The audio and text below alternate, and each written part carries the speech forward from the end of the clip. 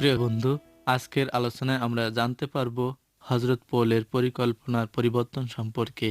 আমরা লক্ষ্য করি ২ করিন্থীয় তার প্রথম রুকুর ১২ থেকে ১৪ আয়াত, সেখানে লেখা আছে, আমরা যে জন্য গর্ব করি তা এই, আমাদের বিবেক এই সাক্ষ্য দিচ্ছে যে আল্লাহর দেয়া পবিত্রতায় এবং সরলতায় আমরা সব মানুষের মধ্যে, বিশেষ করে তোমাদের মধ্যে জীবন কাটিয়েছি।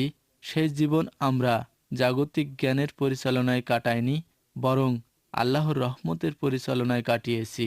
তোমরা যা পড়ে বুঝতে পারো তার বাইরে অন্য কিছুই আমরা তোমাদের কাছে লিখছি না।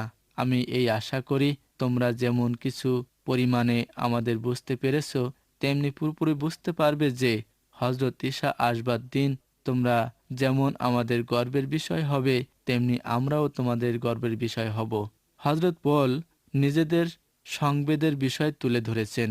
তা হল করিন্থীয় জামাতের সঙ্গে তাদের ব্যবহার তাদের মানসিক জ্ঞান প্রযুক্ত ছিল না, বরং ছিল আল্লাহর পবিত্রতা ও সরলতা এবং আল্লাহর রহমতে পূর্ণ। আমাদের নিজেদের যাচাই করে দেখা উচিত এবং আমাদের সংবেদ, আমাদের সম্পর্ক কি সাক্ষ্য দেয় তা দেখা উচিত।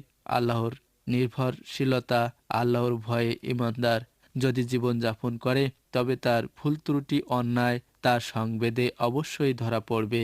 এজন্য প্রয়োজন প্রভুর কালামের দীপ্তির দ্বারা, পাকরুহের শক্তির দ্বারা নিজেকে অনুসন্ধান করা। তবেই ইমানদারি ইমানে ক্রমে ক্রমে বেড়ে ওঠে, নচেত নয়।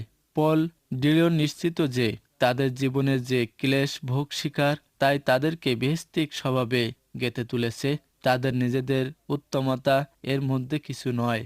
এজন্য তিনি আল্লাহর পবিত্রতা, সরলতা ও আল্লাহর রহমত উল্লেখ করেছেন। সেক্ষেত্রে তাদের জীবনের দুঃখ ভোগ মানে আল্লাহর রহমত ও দয়া, কেননা সেই কষ্ট ভোগের মাধ্যমেই তো এই সমস্ত ভেস্তিক স্বভাবগুলি তাদের মধ্যে গেঁথে উঠেছে। আর ওই গুণগুলি তারা অপর ঈসাই ভাইদের সঙ্গে, জামাতস্থ রুহানি সন্তানদের সঙ্গে বন্টন করে নিতে পারে। সুখ দুঃখ সমস্ত বিষয় তারা সহভাগী। এইভাবে আল্লাহর বান্দাগণ ঈসাই ইমানদারদের কাছে প্রশংসা প্রাপ্ত হলে, প্রভুর প্রকাশ প্রাপ্তির দিনে বান্দাগণও ইমানদারীদের কাছে প্রশংসার প্রাপ্ত হয়ে দাঁড়াবেন। প্রিয় বন্ধু, আসুন লক্ষ্য করি ২ করিন্থীয় তার প্রথম রুকুর ১৫ থেকে ১৮ আয়াত। আর সেখানে লেখা আছে, এই কথা সত্য তা জেনে আমি আগেই তোমাদের কাছে যাব বলে ঠিক করেছিলাম, যেন তোমরা দুবার দোয়া পেতে পারো। আমি ঠিক করেছিলাম যে মেসিডোনিয়া যাবার পথে যাদের সঙ্গে দেখা করে যাব এবং মেসিডোনিয়া থেকে আবার তোমাদের কাছে ফিরে আসব, যেন তোমরা আমাকে ইহুদাতে পাঠাবার ব্যবস্থা করতে পারো। তোমরা কি মনে করো আমি কোনো তামাশার মনোভাব নিয়ে এটা ঠিক করেছিলাম? সাধারণ মানুষ যেমন একই সময়ে জি আবার না বলে, আমি কি তেমনি করে কোনো কিছু ঠিক করি? আল্লাহর বিশ্বাসযোগ্য এই কথা যেমন সত্যি, তেমনি এটাও সত্যি যে তোমাদের কাছে আমাদের কথায় একই সময়ে জি এবং না হয় না। প্রিয় বন্ধু, করিন্থীয় জামাতের প্রতি যে প্রত্যাশা পৌল মনে করেছেন বলে জানালেন যে প্রভুর আগমনে তারাই তাদের গর্বের বিষয় ও প্রত্যাশা। এত গর্বের ছিল যে পৌল স্থির করেছিলেন মাকিদোনিয়া যাওয়ার পথে তিনি করিন্থীয়দের সঙ্গে সাক্ষাৎ করার জন্য করিন্থে নামবেন। তাই পৌল এখানে জিজ্ঞাসা করেছেন, তারা হয়তো মনে করেছেন পৌল কেন তার মতো মত পরিবর্তন করলেন। নিশ্চয় করিন্থের নিন্দুকরা পৌলের এই পরিকল্পনা পরিবর্তনে পৌলের সম্পর্কে কথা দিয়ে কথা না রাখার স্বভাব বলে অপবাদ রটিয়েছিল। কিন্তু পৌল উত্তরে জানাচ্ছেন, তার কথা তিনি গুরুত্ব সহই বললেন। আমাদের এমন হওয়া উচিত, আমাদের প্রত্যেকের কথায় যেন মূল্য থাকে, আমাদের প্রত্যেকের আচরণে থাকুক সত্য রক্ষা ভাব। পৌল তার প্রতি পদক্ষেপে আল্লাহর ইচ্ছা অনুযায়ী চলতেন এবং বলতে চেয়েছিলেন আমরা যেন একই সময়ে জি অথবা না না বলি, সব সময় যেন আমাদের জি জি থাকে। প্রিয় বন্ধু, আসুন লক্ষ্য করি ২ করিন্থীয় তার প্রথম রুকুর ১৯ থেকে ২২ আয়াত। আর সেখানে লেখা আছে, যার কথা সিলবান, তিমথিয় এবং আমি তোমাদের কাছে তবলিগ করছি, সেই ঈসা মসীহ ইবনুল্লাহ একই সময়ে জি না নন, তিনি সব সময় জি। আল্লাহর সমস্ত ওয়াদা মোশের মধ্য দিয়ে জি হয়ে ওঠে। তাই আল্লাহর গৌরবের জন্য মোশের মধ্য দিয়ে আমরা আমিন বলি। যিনি মোশের সঙ্গে আমাদের ও তোমাদের যুক্ত করে শক্তভাবে দাঁড় করিয়ে রেখেছেন, তিনি হলেন আল্লাহ। তিনি আমাদের অভিষেক করেছেন, অর্থাৎ তার নিজের সম্পত্তি হিসাবে তিনি আমাদের সিলমোহর করে রেখেছেন। আর যা কিছু আমাদের দেবেন তার প্রথম অংশ হিসাবে তিনি আমাদের দিলে পাক রুহ দিয়েছেন। ঈসা মসীহের মধ্যে রয়েছে বিশ্বস্ততা, রয়েছে আল্লাহর হুকুম পূর্ণতা।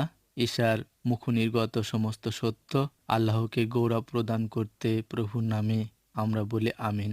প্রভুর দ্বারা তার অনুগামী বিশ্বস্ত হয়ে ওঠে। তাই পৌল, সিলবান ও তিমথিয় কর্তৃক তবলিগ সকল বিষয় তাদের কাছে সত্য প্রমাণিত। আর সেই বিশ্বস্ততায় আল্লাহ তাদের সাহাবী পদে নিয়োগ করে রক্ষাও করেছেন। তারা যেন আল্লাহর স্বীয় সম্পত্তি, সেই জন্য তারা পেয়েছেন আল্লাহর সিলমোহর। কি সেই সিলমোহর?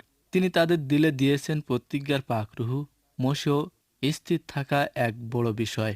পাক রুহ আমাদের নতুনীকৃত করেন, আমাদের জন্য বাস করেন ও আমাদেরকে অভিষিক্ত ও তরিকাবন্দী করেন। তিনি সেই পাক রুহ, আল্লাহর তৃত্ব, আল্লাহর তৃতীয় সত্তা।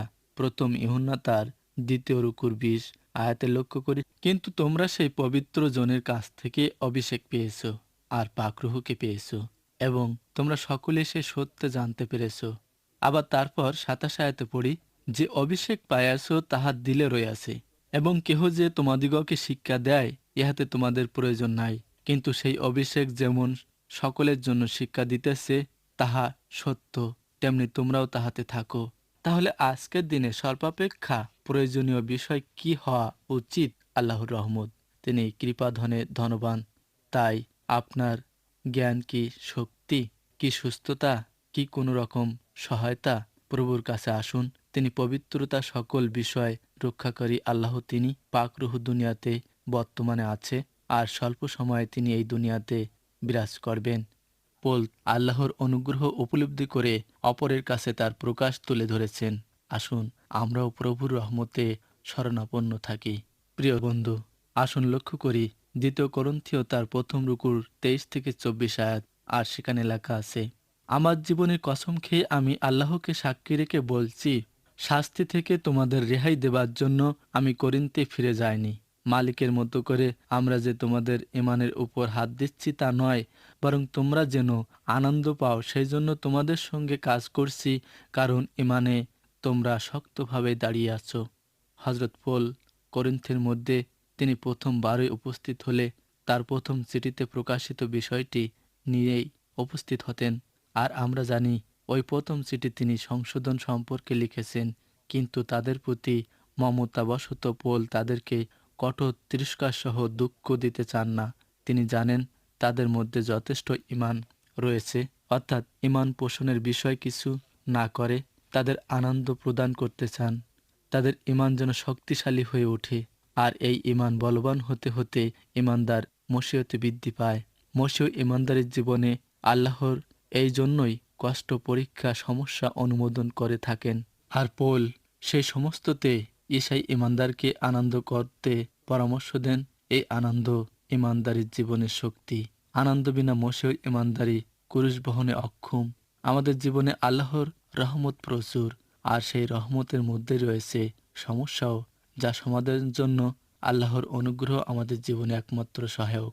ঈসাই ঈমানদার নিজের জীবনে শুধু আল্লাহর গৌরব করবে তা নয়, অপরাপর দুঃখের পাত্রদেরকে দুঃখে স্থির অবিচল থেকে মসীয়তে নির্ভরশীল হতে প্রেরণা দেবে এবং সাহস ও সান্ত্বনা যোগাবে। আল্লাহ তাই আগ্রহ করেন। ঈসা মসীহ নিজেই কষ্টের মধ্য দিয়ে গিয়েছেন, মৃত্যু ভোগ করেছেন, পুনরুত্থিত হয়ে উঠেছেন।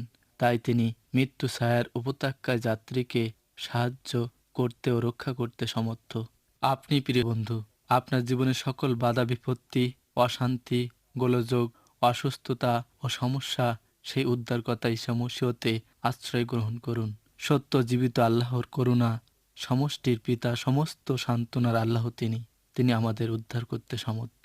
প্রিয় বন্ধু, হযরত পৌল তার করন্থীয়দের প্রতি 2 চিঠিতে এই বিষয়ে আমাদেরকে নির্দেশ দিয়েছেন যেন আমরা মান্য করি, সে মতো চলি। তিনি সেটি আমাদের প্রতি আশা করেন। আসুন আজ হতে আমরা উদ্যোগ নিয়ে কালামের কথা মতো চলি, বাধ্য হই, তাকে প্রশংসা করি এবং সর্বসময় আমাদের মুখ দ্বারা তার প্রশংসা গৌরব করি। খোদা আপনার সহায় হন।